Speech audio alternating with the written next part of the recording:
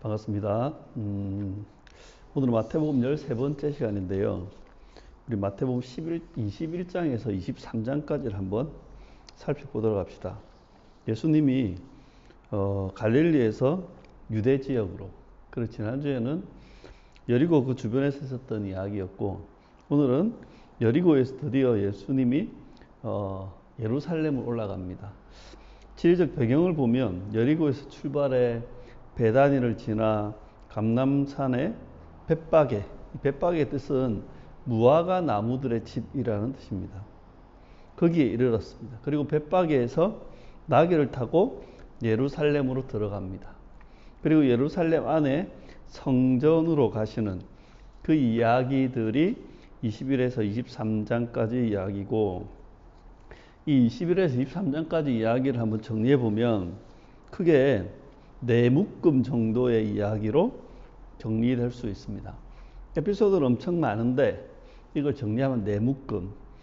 첫 번째 묶음, 첫 번째 이야기 묶음은 21장 1절에서 11절까지 보면 예수님께서 나귀를 타고 예루살렘으로 들어가신 이야기입니다. 21장 12절에서 17절까지는 예수님께서 성전을 깨끗하게 하신 이야기입니다. 21장 18절에서 22절은 예수님께서 열매 없는 무화과 나무를 저주하신 이야기입니다. 그럼 이 이야기들이 하는 내용이, 메시지는 뭐냐면 예수님이 예루살렘과 그 성전의 실체를 폭로하시는 겁니다. 왕의 도성인 그 예루살렘이 자신의 왕인 이 시온의 왕을 알아보지 못하는 거예요. 하나님의 집인 이 성전은 더럽혀져서 장사꾼과 강도의 소굴이 된 것입니다. 예루살렘과 성전은 이제 존재의 본질과 그 본분을 상실한 상태라는 겁니다.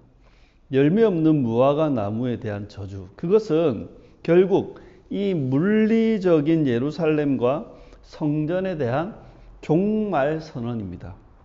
물리적인 예루살렘과 이 성전은 그 존재의 의미를 상실했고 근본적인 역할을 망각했으며 더 이상 존재할 이유가 없다는 것을 선언하는 것이 바로 이 첫 번째 묶음의 이야기입니다. 두 번째 묶음은 21장 23절에서 27절에 보면 대제사장들과 장로들, 이스라엘의 대표자들입니다. 이들이 예수님의 권위에 대해서 질문하고 예수님이 거기에 대해 답변하는 겁니다. 그리고 이어지는 이야기는 21장 28절부터 32절은 두 아들 비유인데요. 이 중요한 메시지는 반전입니다. 여기 보면 21장 31절에 내가 진실로 말하는데 세리와 창녀들이 너희, 그러니까 이스라엘의 지도자, 대표자 너희들보다 먼저 하나님 나라에 들어갈 것이라고 합니다. 그리고 이어지는 두 번째 비유는 21장 33절에서 47절까지인데 이건 악한 일꾼들 비유라고 합니다. 여기의 핵심 내용은 심판과 진멸입니다. 21장 43절에 보면 하나님의 나라를 너희, 그러니까 이스라엘은 빼앗기고 그 나라의 열매를 맺는 백성이 받으리라고 하는 겁니다. 그리고 22장 1절에 14절에 이어지는 세 번째 비유는 혼인잔치 비유인데 이게 핵심 포인트는 교체입니다. 22장 14절 보면 청함을 받은 자는 많되 택함을 입은 자는 적다 하시죠. 이 두 번째 묶음의 이야기는 뭐냐면 이런 겁니다.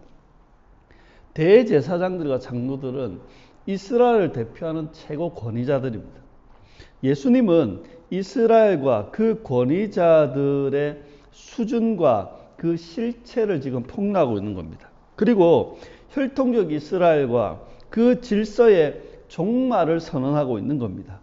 두 아들 비유에서는 겉으로는 경건한 척하지만 그 실상은 불신과 위선으로 가득한 유대 지도자들의 실체를 폭로하시고, 또한 겉으로는 죄로 가득하고 부정한 것처럼 보이는 이 세리와 창녀들이 오히려 그리스도를 영접하여 하나님의 뜻을 행하는 사람이라는 반전의 가르침이 바로 이 두 아들 비유입니다. 두 번째 악한 일꾼의 비유는 탐욕과 악행과 위선으로 가득한 이 유대 사회와 그 지배자들이 하나님의 심판을 받아 그들의 시대와 그 질서가 결국 종말을 맞게 될 것이라는 가르침입니다. 마지막 혼인잔치 비유는 원래 초청받았던 그 혈통적 이스라엘이 하나님의 뜻을 거부함으로 인해 결국 심판을 받게 되고 그 나라를 누리는 대상이 새로운 사람들로 교체될 것임을 가르치는 겁니다. 그러니까 이 이야기, 두 번째 묶음의 이야기는 물리적인 예루살렘과 성전의 그 종말 선언에 이어서 혈통적 이스라엘과 그 질서의 종말을 선언하는 겁니다. 이런 거죠. 너희들의 시대는 끝났다.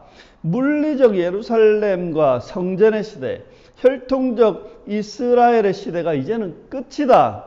이제는 새 이스라엘의 시대, 새 예루살렘의 시대, 새 성전의 시대가 열렸다는 말씀입니다. 세 번째 이야기 묶음은 먼저 22장 15절부터 22절을 보면 이건 바리새인들과 헤롯 당원들이 예수님에게 세금에 관해서 시험하는 질문을 답하신 겁니다.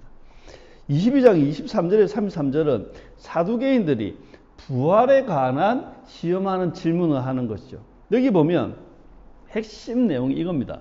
22장 29절에 보면 너희가 성경도 하나님의 능력도 알지 못하기 때문에 오해한 것이라는 거예요.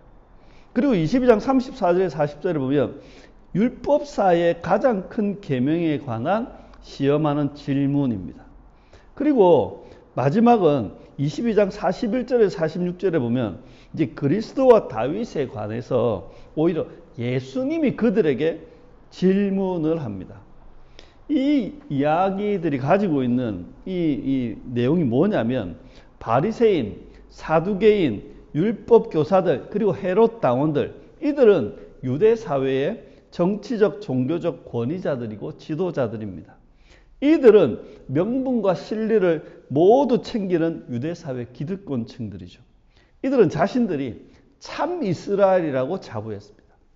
이들은 백성들에게 성전 예배와 율법을 강조하며 가르쳤는데 그것은 유대 사회의 질서를 유지하는 핵심이 바로 성전과 율법이었기 때문입니다. 하지만 예수님을 통해 그들의 무지와 위선이 폭로됩니다. 그들의 실상은 이 성전의 본질과 율법의 정신을 제대로 알지 못하고 있다는 겁니다. 그들이 성전과 율법을 강조하는 것은 그것이 자신들의 지위와 이익을 유지하는 수단이 되기 때문입니다. 이들이 강조하는 성전과 율법은 그 본질과 의미를 상실한 채 유대 사회의 지배 구조와 기득권층의 그 지배 논리만 강화할 뿐인 것입니다. 그렇게 이런 위선적인 유대 사회의 질서는 이제 종말을 맞이하는 것이 당연한 수순이다 하는 겁니다. 그리고 마지막 네 번째 묶음의 이야기는 23장 1절에서 12절의 이야기를 보면 예수님의 가르침인데 가르치는 사람의 교훈이에요. 그 핵심 내용은 서기관들과 바리새인들의 실체를 폭로하는 거예요. 그리고 이 이야기는 13절에서 36절로 이어지는 서기관들과 바리새인에 대한 책망, 너희들에게 화가 있다는 이야기로 이어집니다. 외식하는 서기관들과 바리새인들은 너희에게 화가 있을 것이다. 너희는 천국 문을 닫은 채 너희도 들어가지 않고 들어가는 자도 못 가게 한다. 너희는 교인 한 사람을 얻기 위해 온 세상을 두루 다니다가 생기면 너희보다 배나 더 지옥 자식으로 되게 한다. 너희는 영적인 것처럼 성전과 하나님을 말하지만 정작 돈만 밝히는 자들이다. 너희가 11조는 세세하게 드리지만 정작 율법의 정신인 정의와 긍휼과 믿음은 저버렸다. 너희의 겉은 깨끗해 보이지만 그 속은 탐욕과 방탕으로 가득하다. 너희는 회칠한 무덤같이 겉으로는 사람들에게 옳게 보이지만 안으로는 위선과 불법이 가득하다. 너희는 선지자의 무덤을 만들고 꾸미지만 그것은 너희가 선지자를 죽인 자손임을 스스로 증명하는 것이다. 뱀들아, 독사의 새끼들아, 너희가 어떻게 지옥의 판결을 피하겠느냐? 너희가 죽인 의로운 선지자의 피가 다 너희와 이 세대에 돌아갈 것이다. 고 선언합니다. 그리고 마지막 23장 37에서 39절은 예루살렘에 대한 그 멸망과 종말에 대한 선언입니다. 보아라, 너희 집이 황폐하여 버려지게 될 것이다. 그러니까 이 마지막 네 번째 묶음은 예수님은 이스라엘을 대표하는 지도자들인 이 서기관들과 바리새인들의 실체를 폭로하시면서 그들의 심판과 멸망을 선언하시는 겁니다. 그들의 거짓과 위선, 탐욕과 악행, 불법과 방탕을 폭로하십니다. 이것은 스스로 하나님의 백성이라는 바로 혈통적 이스라엘의 실체입니다. 예수님은 명확하게 말씀합니다. 너희들은 이제 끝이다. 너희들의 세상, 너희들의 시대, 너희들의 시스템과 질서는 이제 끝이다.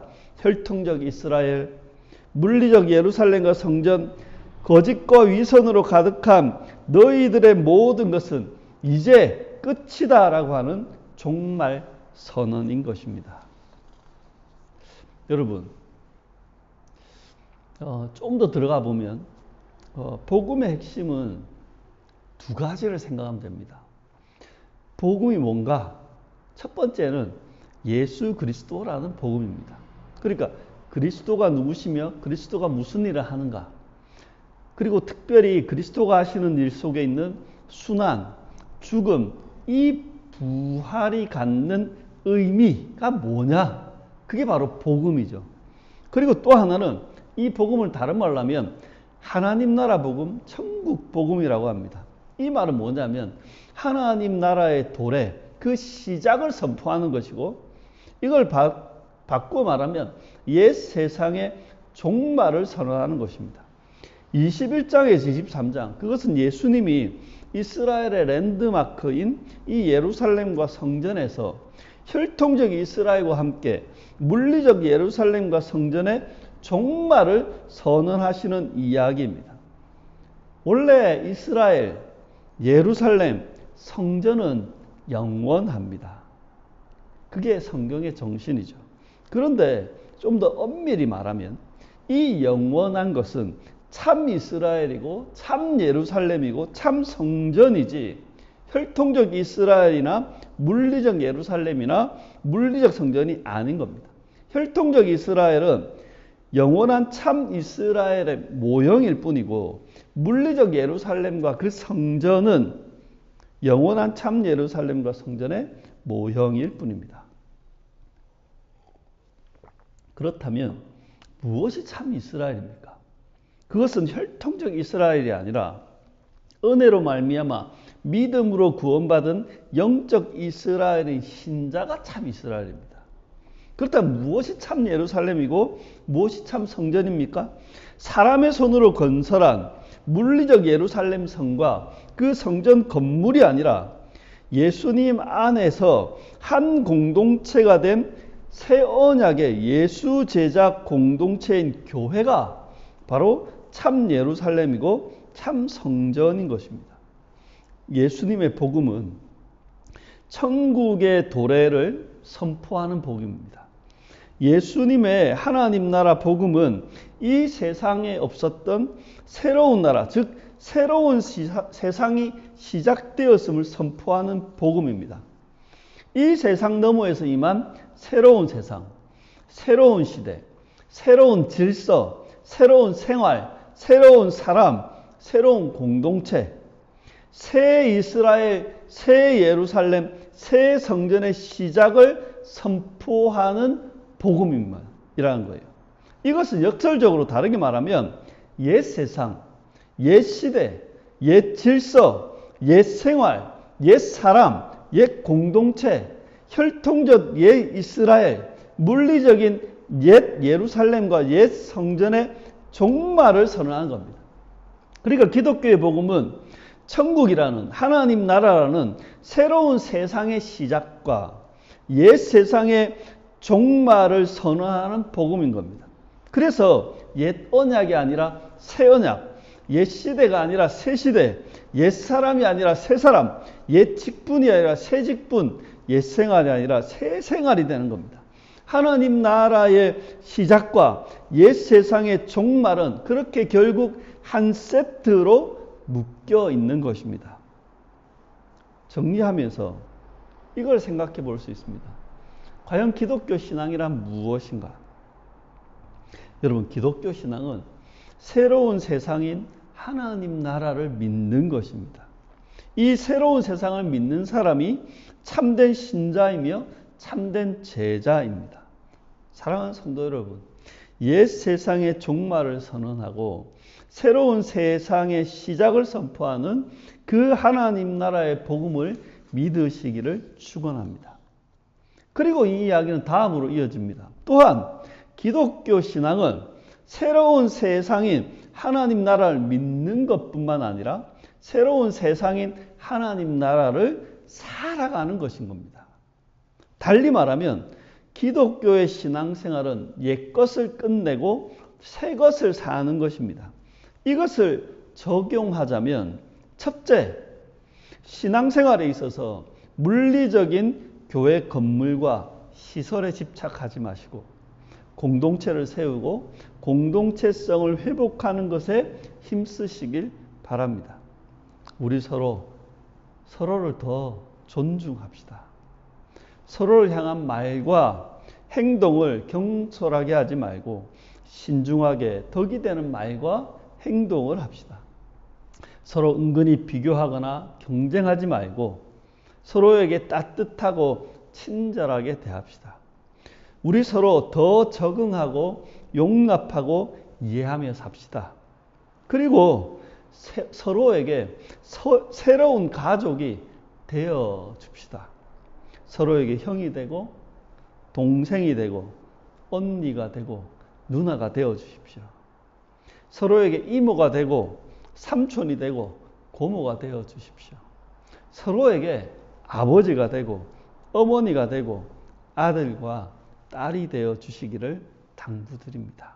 두 번째는 신앙생활에 있어서 특정 종교 지도자를 추종하거나 의지하지 마시고 여러분 각자가 천국의 제자이며 천국의 제사장이며 천국의 서기관으로 존재하시길 바랍니다.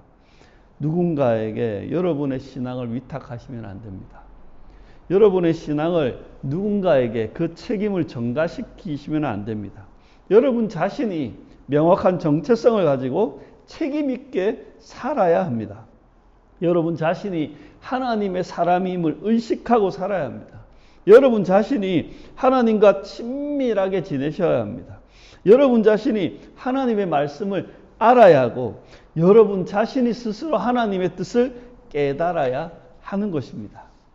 그리고 마지막 세 번째, 신앙생활에 있어서 특정 시간과 특정 장소에서 이루어지는 종교 활동에 집착하지 마시고 여러분이 살아가는 일상의 자리에서 일상의 생활로 하나님을 영화롭게 하는 산 제사를 드리시기를 당부드립니다. 여러분, 화목한 가정생활로 하나님을 예배하셔야 합니다. 배우자를 존중하고 사랑하는 것이 우리의 예배입니다. 배우자의 말에 맞장구 쳐주고 편들어 주는 것이 우리의 예배입니다. 자녀들이 마음 편하게 집에서 뒹굴뒹굴 거릴 수 있는 분위기를 만드는 것이 우리의 예배입니다. 자녀들이 눈치 보지 않고 마음껏 웃을 수 있도록 하는 것이 우리의 예배입니다.